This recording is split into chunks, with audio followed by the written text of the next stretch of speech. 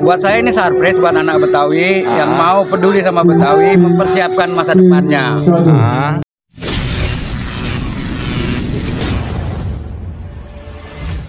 Sebelum lanjut, jika sobat berkenan, klik tombol like, subscribe dan loncengnya ya. Kebijakan pemerintah untuk memindahkan ibu kota dari Jakarta ke Kalimantan Timur telah mengharu biru warga Jakarta, khususnya warga dari suku Betawi yang merupakan suku asli di provinsi ini. Di antara mereka ada yang menolak, tetapi tak sedikit pula yang setuju karena sejumlah pertimbangan, yang setuju di antaranya berada dalam barisan generasi muda Betawi.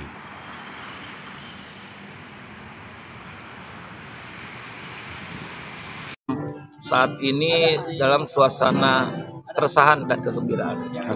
Kegembiraannya di mana ibu kota mau pindah nih. Itu sih pengennya nggak jadi ibu kota, tapi menjadi daerah istimewa. Istimewa seperti apa? Ini yang sedang kita rumuskan. Kenapa bilang istimewa? Di sini termasuk proklamasi kemerdekaan. Banyak hal yang terjadi di sini ya. Banyak peristiwa terjadi di Jakarta yang tidak dimiliki daerah-daerah lain. Nah, persoalan kenapa nggak jadi ibu kota? Sehingga kita bisa ngatur diri kita sendiri, gitu loh. Tidak lagi terikat sama pusat, gitu. Cuma kan istimewa seperti apa? Bagaimana? Itu yang sedang kita rumuskan. Presiden Joko Widodo atau Jokowi mengumumkan rencana pemindahan ibu kota Indonesia ke Kalimantan Timur pada tanggal 26 Agustus tahun 2019 dan disetujui DPR dengan mengesahkan Undang-Undang Nomor 3 Tahun 2022 tentang Ibu Kota Negara pada tanggal 18 Januari tahun 2022.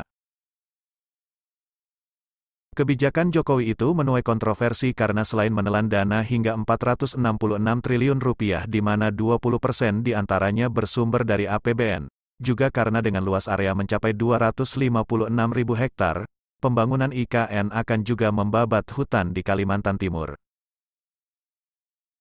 Terlepas dari kontroversi itu, warga Jakarta yang setuju ibu kota dipindah, meyakini kalau Jakarta akan menjadi lebih baik karena warga Betawi memiliki sumber daya yang lengkap, baik dari aspek sumber daya manusia dan lainnya.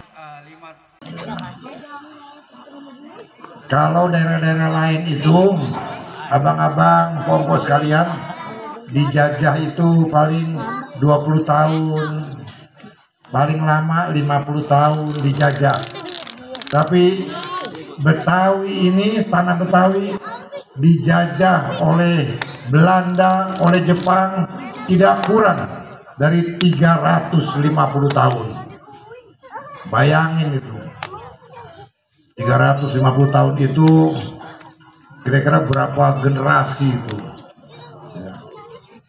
Tetapi satu hal yang amat menggembirakan bagi kita di Betawi ini, orang Betawi nggak pernah berubah karena penjajahan.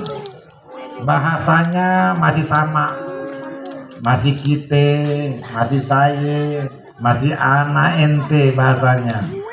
Agamanya nggak berubah, adat istiadatnya nggak berubah. Banyak daerah-daerah lain di Indonesia ini, sekalipun dijajah 20 tahun, 30 tahun, 50 tahun, bahasanya berubah, adat istiadatnya berubah, bahkan agamanya juga banyak yang berubah.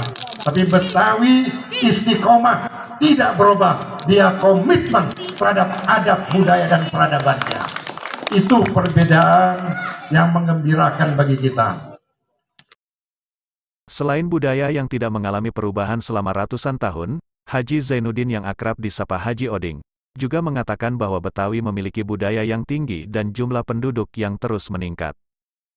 Saat ini, kata dia, penduduk Betawi telah mencapai 28% dari total penduduk di Jakarta, dan putra Betawi juga banyak yang hidup di perantauan, mereka tinggal di berbagai daerah di Indonesia. Permasalahan yang dihadapi warga Betawi saat ini terkait dipindahkannya ibu kota dari Jakarta ke Kalimantan Timur adalah bahwa pemerintah belum memutuskan Jakarta akan menjadi provinsi dengan status apa setelah tidak lagi menjadi ibu kota negara. Karenanya, dengan diinisiasi Gea Hermansyah dan Muhammad Ikhwan Ridwan atau Boim, Kaukus Muda Betawi pun dibentuk.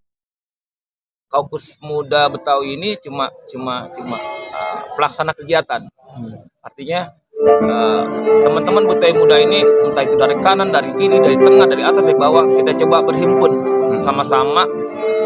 Yang mana saya yakin mereka semua punya potensi. Ini medianya, ini tempatnya berekspresi. Gitu. Karena saya yakin ada yang berpotensi di bidang politik, teknologi, macam-macam. Ini medianya yang kita siapin.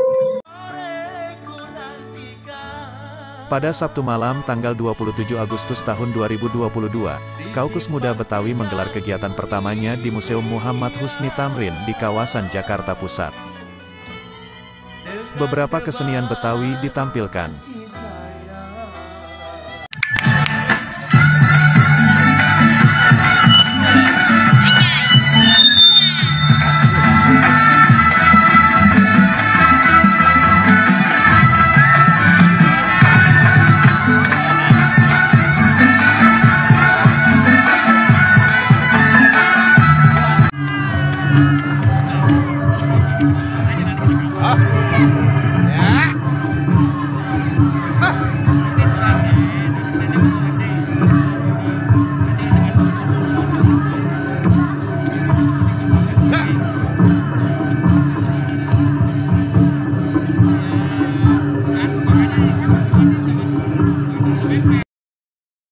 Berdirinya Kaukus Muda Betawi mendapat respon positif dari para tokoh Betawi. Buat saya ini surprise buat anak Betawi yang mau peduli sama Betawi, mempersiapkan masa depannya.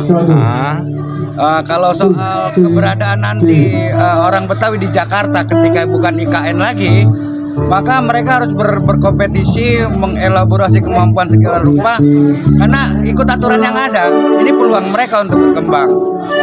Untuk itu kita yang tua-tua mendukunglah anak-anak muda seperti ini. Dan ini termasuk kategori anak-anak nekat bikin kegiatan di tengah-tengah tahun politik ya, karena penuh dengan sangkaan, prasangka begana begono. Gitu. Kalau kalian suka tayangan ini, jangan segan tekan tombol like, subscribe dan loncengnya ya. Terima kasih.